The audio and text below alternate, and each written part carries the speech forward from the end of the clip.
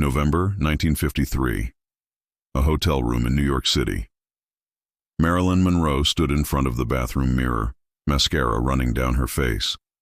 In her trembling hands, she held a photograph. Just one photograph. But it was enough to destroy everything she'd built. "Where did you get this?" she whispered to the man standing behind her. DiMaggio, not yet her husband, but already possessive, looked at the photo over her shoulder. His jaw tightened. "Does it matter? The question is, who else has seen it?" "I don't know. I thought I destroyed all the copies." "Clearly you didn't." The photograph showed Marilyn, but not the Marilyn Monroe the world knew.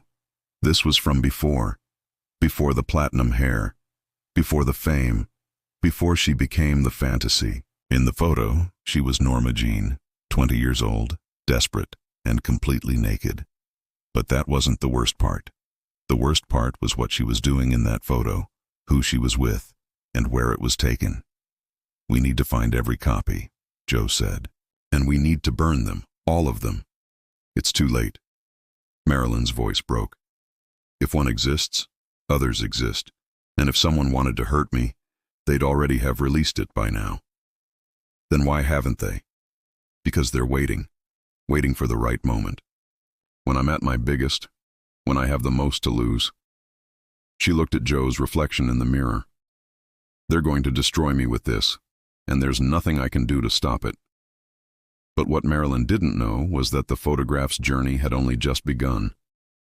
And the real story of how it went from one print to everywhere would be far stranger and more devastating than she could imagine.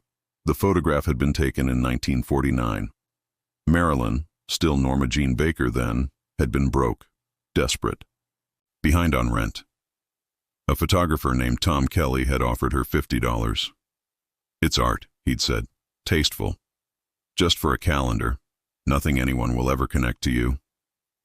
She'd needed the money, needed it so badly that she'd ignored every instinct screaming at her to walk away.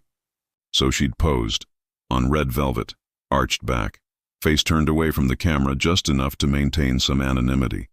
Tom had promised the photos would be anonymous, that her face would be obscured, that no one would ever know it was her. He'd lied. By 1952, the calendar was selling in gas stations across America. Golden Dreams, it was called. And people were starting to notice that the model looked familiar.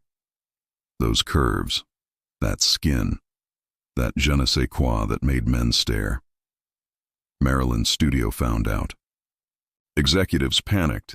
This could ruin her. She was supposed to be America's sweetheart, the girl next door with a body that made men forget they had wives. Not a nude model. They'd given her two options: deny it was her, or admit it, and hope the public forgave her. She'd chosen the truth, sort of. She'd admitted to the calendar shoot, but spun it as a story of survival. A struggling actress who'd had no choice, who'd done what she had to do to eat. And miraculously, the public had loved her for it.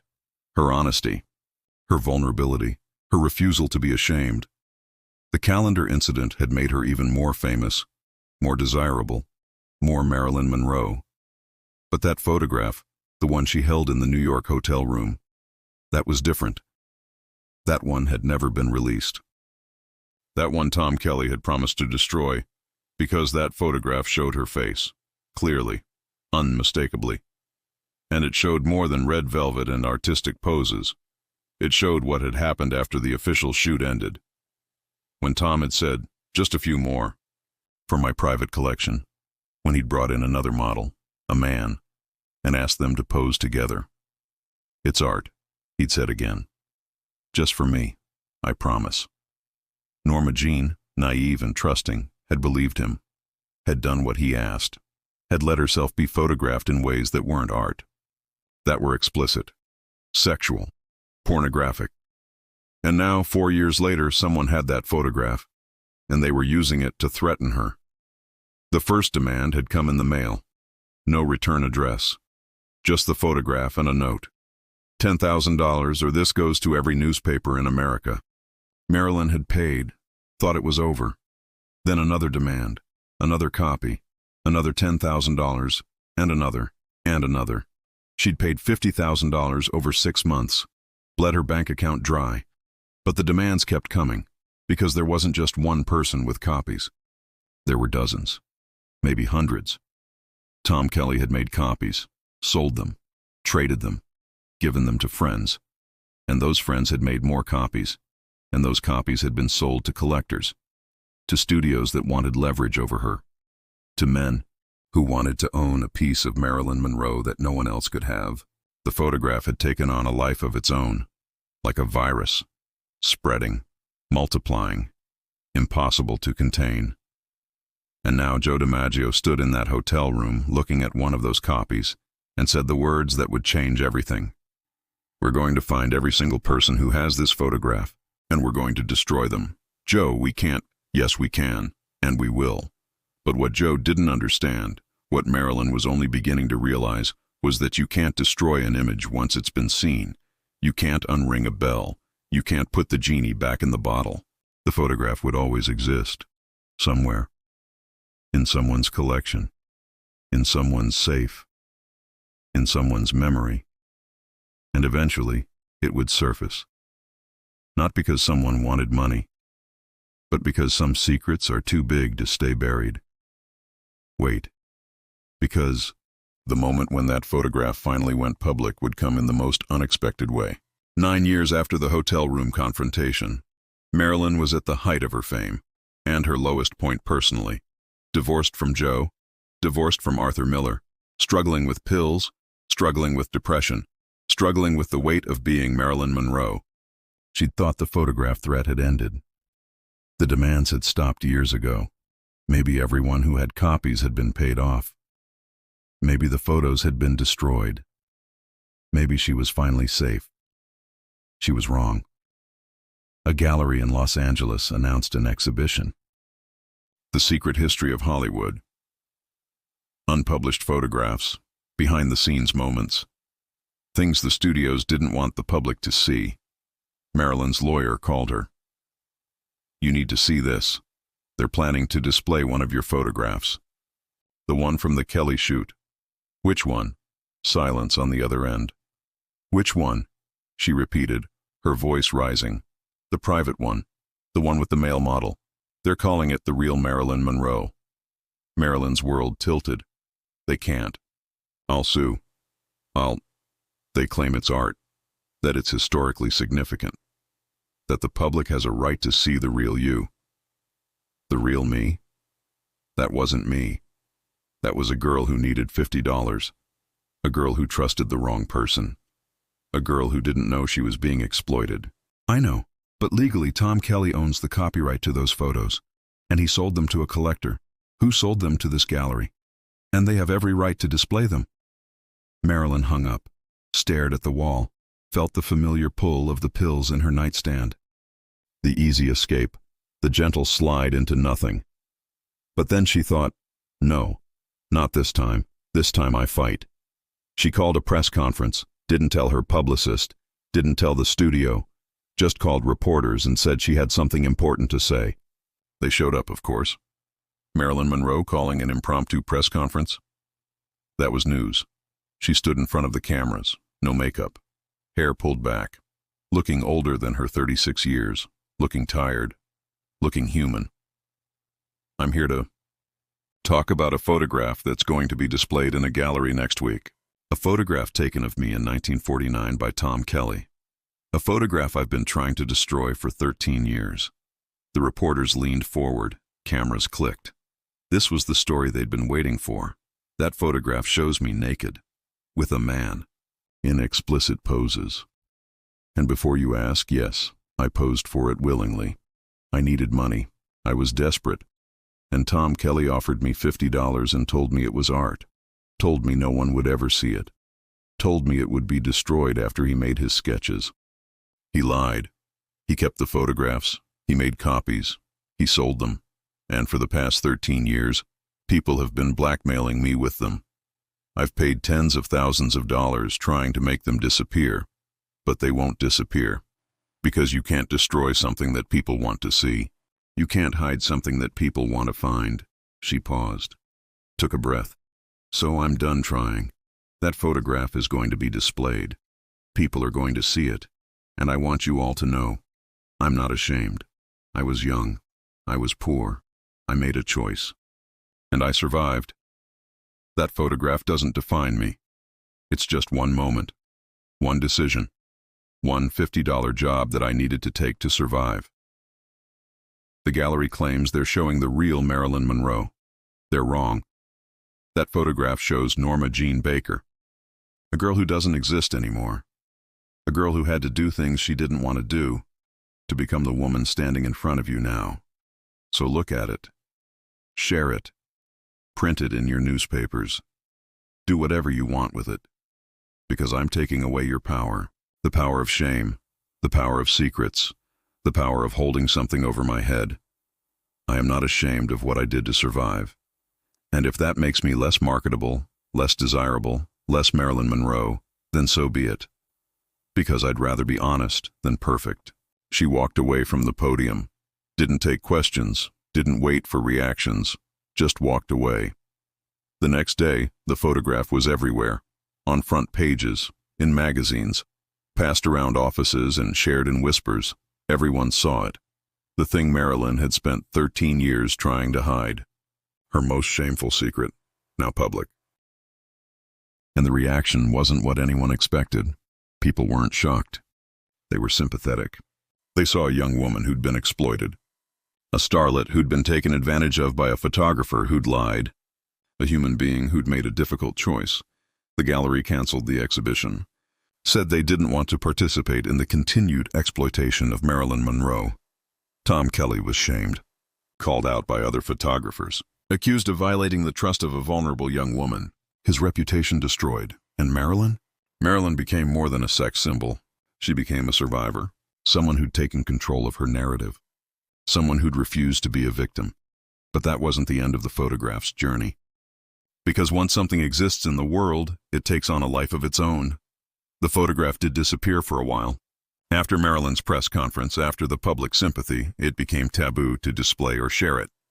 Collectors who owned copies hid them away. Publications refused to print it. But then Marilyn died. And everything changed. Within weeks of her death, the photograph resurfaced. Not in mainstream publications, but in underground magazines, in private collections, in the kind of places that trafficked in celebrity exploitation. The photo Marilyn died trying to hide. That was the headline. Completely untrue. But effective, the photograph sold thousands of copies. Made thousands of dollars for people who had nothing to do with taking it, nothing to do with Marilyn's life, nothing to do with her story. It became part of her legend. The secret shame, the hidden past, the thing that proved even Marilyn Monroe had been human, had been vulnerable, had been used. Decades passed. The photograph became more myth than reality. Some people claimed it didn't exist, that it was an urban legend, that Marilyn had made it up to garner sympathy. Others claimed they'd seen it, that it was worse than anyone imagined, that it showed things no one should see. The truth was somewhere in between. The photograph existed. It was explicit. But it wasn't the scandalous bombshell people imagined. It was just sad. Just a young woman being exploited by a man she trusted. In the 1990s, a collector tried to auction it. Listed it as the lost Marilyn Monroe photograph. Expected it to sell for millions. Marilyn's estate sued. Said the photograph was an invasion of privacy. That displaying it violated Marilyn's right to control her own image. The court ruled in favor of the estate. Said that even though Marilyn was dead, she had a right to dignity. That the photograph represented exploitation, not art. That it should never be publicly displayed again. The collector was forced to destroy his copy. Under court supervision, publicly, the photograph was burned. Turned to ash, but of course other copies still existed. Hidden in private collections, stored in safe deposit boxes, kept as insurance, as leverage, as proof that even the most famous people had secrets. And then came the internet, and everything that had been hidden became findable. Everything that had been secret became shareable. Everything that had been destroyed became immortal. The photograph surfaced online, on obscure websites, on forums dedicated to celebrity exploitation, on dark corners of the internet where privacy meant nothing and shame was currency. Marilyn's estate tried to remove it, filed takedown notices, threatened legal action, but it was like trying to stop a flood with a bucket. For every copy removed, 10 more appeared. The photograph Marilyn tried to destroy was now everywhere, shared, downloaded, reposted, a permanent part of internet history, and with it came the story. Marilyn's story. The young woman who'd needed $50, who'd been promised the photos would be destroyed, who'd spent years trying to undo one decision made in desperation. Some people shared the photograph with sympathy. This is why we need to protect vulnerable people. This is what exploitation looks like. Others shared it with cruelty. Even Marilyn Monroe was a whore. Proof that no woman is innocent. Both responses missed the point. The photograph wasn't about sex or morality or innocence. It was about power, about who gets to control the narrative, about who benefits from someone else's vulnerability. Tom Kelly died in 1984, never apologized, never acknowledged the harm he'd caused, died believing he'd done nothing wrong, that he'd just been a photographer doing his job. That Marilyn should have been grateful for the exposure. The male model in the photograph never came forward, never identified himself, never claimed to be part of Marilyn Monroe's history. Maybe he felt shame, maybe he didn't want the attention, maybe he just wanted to forget, but the photograph lived on, passed from person to person, generation to generation. A digital ghost that couldn't be destroyed because destruction no longer meant anything in a world of infinite copies.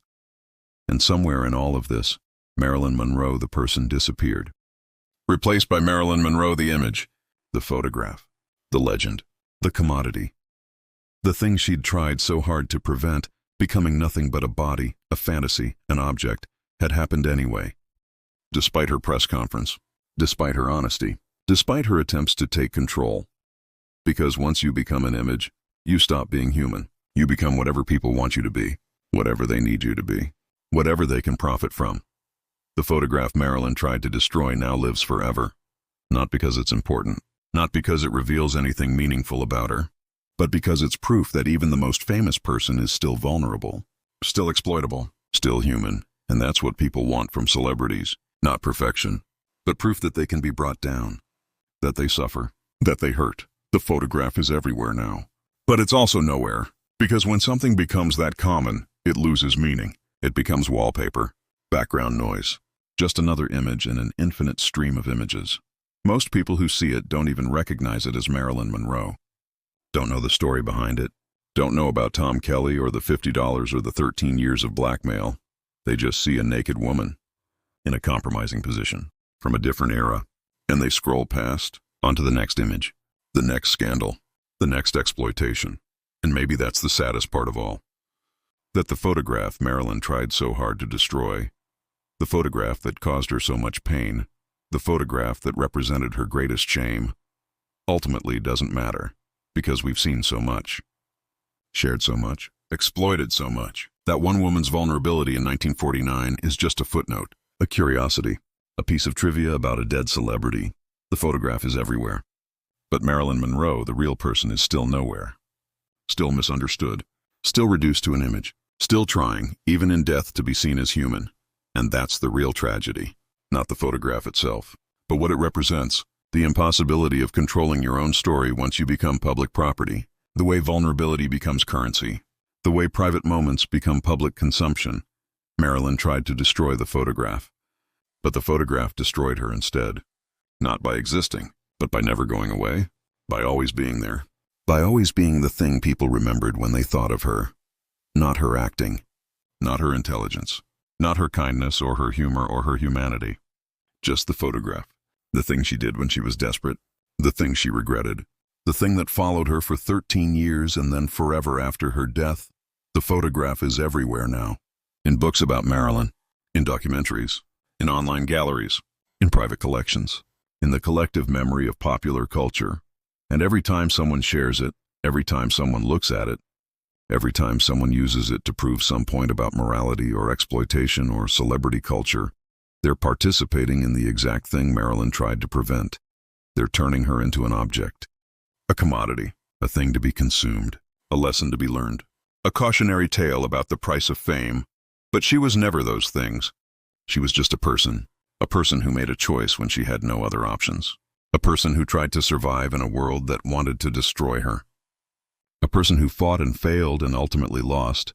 The photograph tried to destroy her, and in many ways it succeeded, not because of what it showed, but because of what it represented, the permanent nature of mistakes, the impossibility of redemption, the way the past follows you no matter how fast you run. So think about that the next time you see the photograph, or any photograph like it, any moment of vulnerability turned into entertainment, any private shame made public. Think about the person behind the image, the choices they made, the reasons they made them, the pain of having those choices displayed for the world to judge. Because we all have photographs we'd destroy if we could, moments we wish we could erase, decisions we'd take back if given the chance. Marilyn Monroe just had the misfortune of having hers become public property, of having her worst moment become her most famous moment, of having the thing she tried hardest to hide become the thing everyone knows about. The photograph is everywhere now. But the person in it, the real Norma Jean who needed $50 to pay rent, she's still invisible, still unknown, still reduced to that one frozen moment in time. And that's the real lesson of the photograph Marilyn tried to destroy. Not that secrets always come out, not that the past always catches up, but that once you become an image, you stop being human. You become public property. You become whatever people decide you are.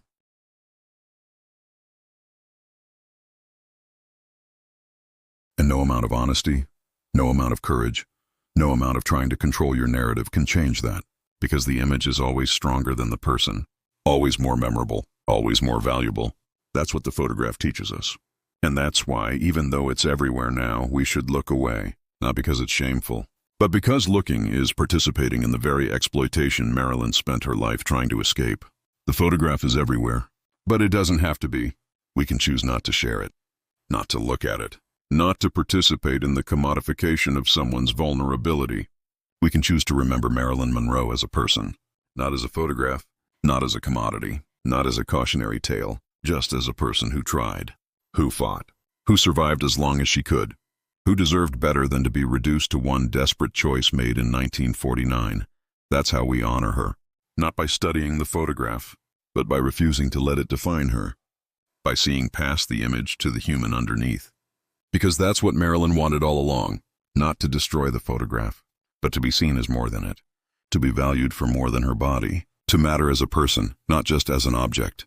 The photograph is everywhere, but her humanity doesn't have to be lost. Not if we choose to remember it. Not if we choose to see her. Not if we choose to look past the image to the person. That choice is ours. And it's the only way to finally give Marilyn Monroe what she never got in life.